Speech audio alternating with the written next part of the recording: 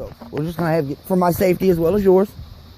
You know, I'm being filmed, so I know I'm more than welcome to film. That's why there's a dash cam on my dashboard. Okay. Remember, you brought it back to my house when it got stolen.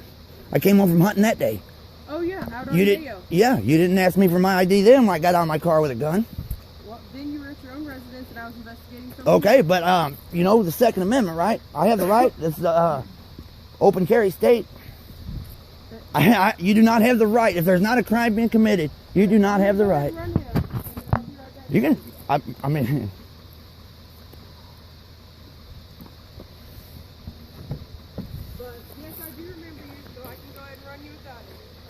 Oh, everybody knows me. I'm sure you have my information is at the office. I used to work there. I just want to make sure you know the law.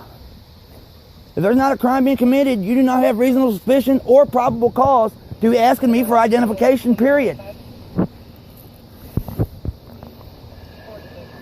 I'm not trying to get on you or downgrade you or anything, but I mean, you get a hold of a constitutional lawyer and you start doing that, you're going to be YouTube famous. Lose your job. I know. I got sued for $1 million for a civil rights violation, so trust me, I know my rights.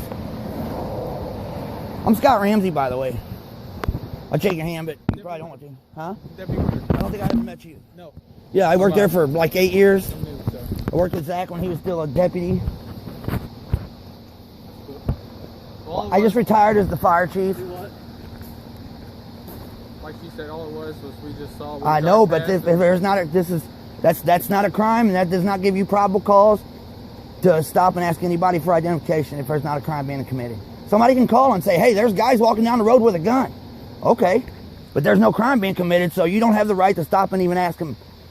But if you're a convicted felon or something, okay, but I'm not a convicted felon. I'm not saying you are, sir. Okay, but I'm telling you, you don't have the right. That is not legal obligation for you guys to stop and ask them for identification if there's not a crime being committed. Trust me, look it up. Okay. Like I said, I got sued for $100 million for civil rights. That's why I'm not a deputy anymore. Yeah. All right, when I ran them both, they're not disqualified. We're good to go. I already know his information. I have it from that day. All right, you guys good to go?